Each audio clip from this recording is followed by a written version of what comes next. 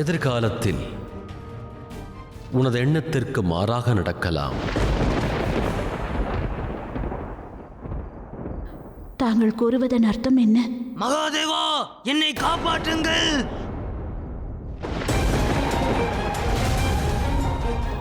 மகாதேவா, இந்த குரல் வாசுகியின் குரலாயிற்றே.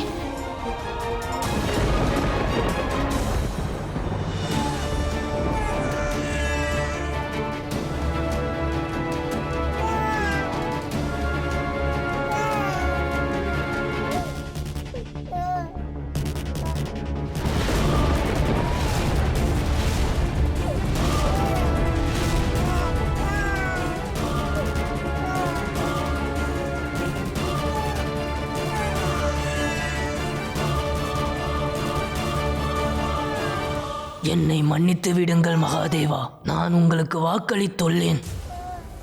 நான் இந்த குழந்தைக்காக என்ன வேண்டுமானாலும் செய்கிறேன் என்று கூறினேன். ஆனால் நான் தோற்றுவிட்டேன். என்னை மன்னியுங்கள். மகாதேவா, என்ன நடக்கிறது? வாசுகியின் இந்நிலைமைக்கு காரணம் என்ன? வாசுகியின் மீது எத்தவறும் இல்லை. மானசா என் சக்தியிலிருந்து பிறந்தவள். அவளுக்குள்ளும் என்னை போன்றே விஷத்தன்மையும் அடங்கியுள்ளது. எனவேதான் வாசுகியால் மானசாவின் சக்தியை தாங்கிக் கொள்ள இயலவில்லை. ஆனால் வாசுகியும் ஒரு நாகம்தானே தந்தையே? பிறகு ஏன் மானசாவின் விஷம் தாக்கியது? என் கழுத்தில் இருப்பது ஆலகாலத்தின் விஷமாகும் கணேஷா. அவளுக்குள் இருக்கும் அவ்விஷம் இந்த உலகத்தில் இருக்கும் கொடிய நாகங்களின் விஷங்களை விட மிக கொடியதாகும். அவ்விஷம் மானசாவின் விஷத்தை விட மிக குறைவாகும். எனவேதான் மானசாவின் சக்தியை வாசுகியால் தாங்கிக் கொள்ள இயலவில்லை. இதில் இவ்வளவு விஷயம் இருக்கிறது என்றால் இதன் அர்த்தம் இந்த விஷத்தினை இவளாலும் தாங்க முடியாது என்றுதானே அர்த்தம்? இவளின் சருமம் இவளின் விஷத்தை தாங்கிக் கொள்ளாது. அப்படி என்றால் இதற்கான தீர்வுதான் என்ன? இந்த விஷம் மானசாவின் சருமத்தை நிச்சயம் பாதிக்கும். ஆகையினால் இவளை பாதுகாப்பது எனது பொறுப்பாகும்.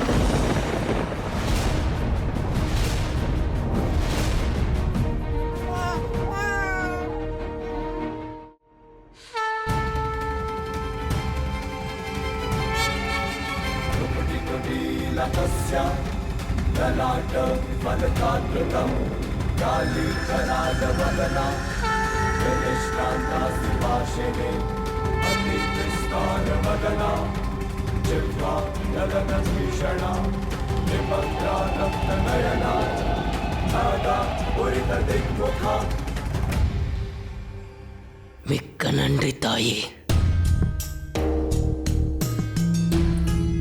எதிர்காலத்தில் என் சகோதரியின் சக்தியை, அதாவது இவளுடைய விஷத்தை என்னால் தாங்கிக் கொள்ள இயலவில்லை என்றால் நான் இவளை எவ்வாறு பார்த்துக் கொள்வேன் தாயே? இதற்கு ஒரு வழிதான் இருக்கிறது வாசுகி. நாம் கூடிய விரைவில் மானசாவை பெரியவளாக மாற்ற வேண்டும். இது நடக்க வேண்டும் என்றால் நான் ஐம்புலத்தையும் ஒன்று சேர்க்க வேண்டும். ஐம்புலத்தின் தவத்தினால், அதனால் கிடைக்கும் சக்தியினால் மானசாவின் உடல்நிலை, இவளுக்குள் இருக்கும் சக்திகளை இவளால் கட்டுப்படுத்த இயலும். நீ மானசாவை கைலாயத்திற்கு எடுத்து செல். கைலாயத்தில் இருக்கும் சக்திகள், அந்த இடத்தில் இருக்கும் பிரதிபலிப்பு, ஐம்புலத்தில் இருக்கும் சக்திகளை வைத்து இவளை வளர வைக்க முடியும்.